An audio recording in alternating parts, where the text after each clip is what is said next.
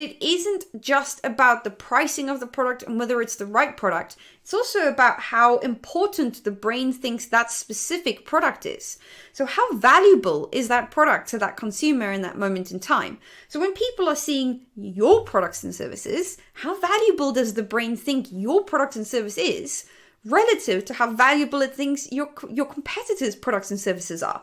So the implications for this are absolutely massive, because really what we need to be doing as businesses is, rather than focusing on mitigating the pain that our consumers feel when it comes to seeing our products and services, we need to be increasing the amount of reward activation that the brain gets.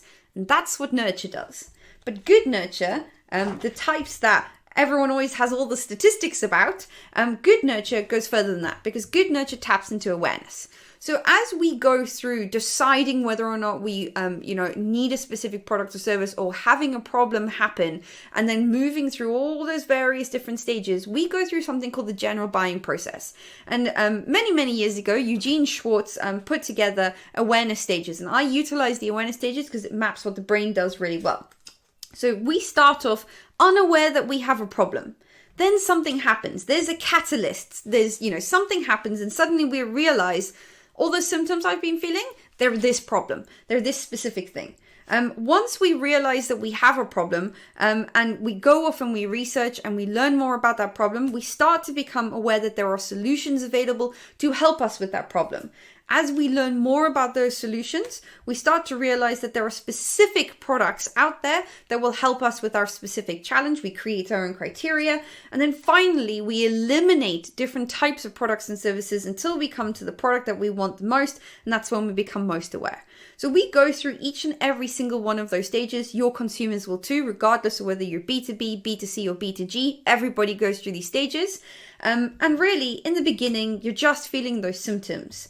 Then the way that we can help our consumers go through this process is we can help them understand what their problem is. We can help them quantify it. This is the zero moment of truth. There's a massive amount of search traffic at this point in time. So it's a great time to get in front of people with great content marketing. Then in Solution Aware, we can help our audience really understand how to solve their problems, understand what the industry has to offer, and all the various different options available to them. As they go down to Product Aware, we can help them understand the individual product options, not just broad solution options, but individual product options. And then as they get into Most Aware, that's when people want to speak to sales. And that's when you need to deal with their objections and help them really commit to it.